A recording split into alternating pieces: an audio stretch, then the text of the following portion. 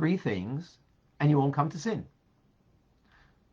As our sages say in the ethics of our fathers, Pirkei Avos, know what is above you, an eye that sees and an ear that hears. Does God have bodily parts? An eye, an ear? Of course not. As a matter of fact, he's infinitely removed from any physicality. He doesn't need an eye to see. He doesn't need a physical ear to hear. He doesn't need a medium for that, right? We need that. And therefore, we can only see so far. We can only hear even a shorter distance, right, than what perhaps we can see further. You need to have adequate light. You need to have, your ears cleaned out maybe. God doesn't have those physical limitations, and therefore he can truly see. To take this even a step further, when we speak about God seeing and hearing, well, how's he doing that?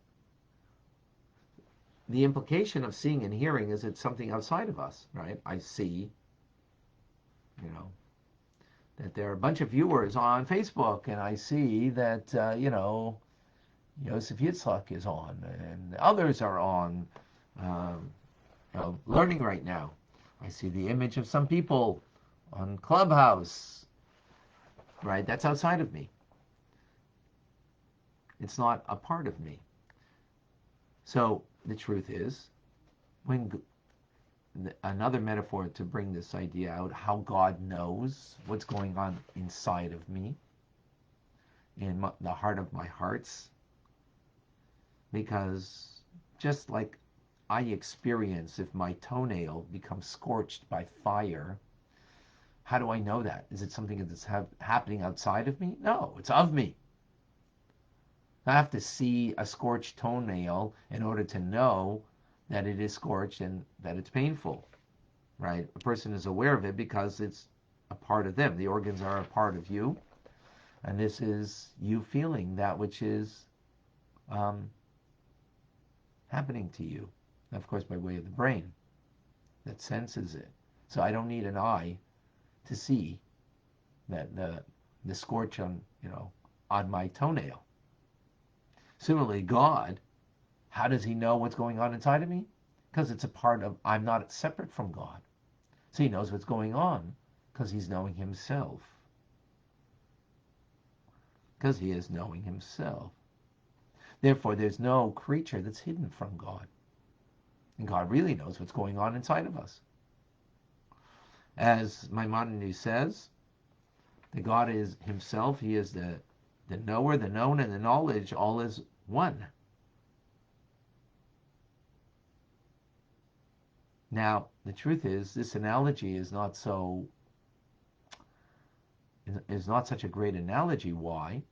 Because I'm affected by the fact that I'm aware that my toenail is scorched, right? And it's pained.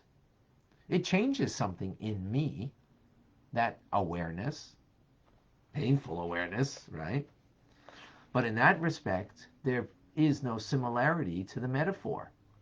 Because God, in knowing what's going on inside of me, is not affecting a change in him.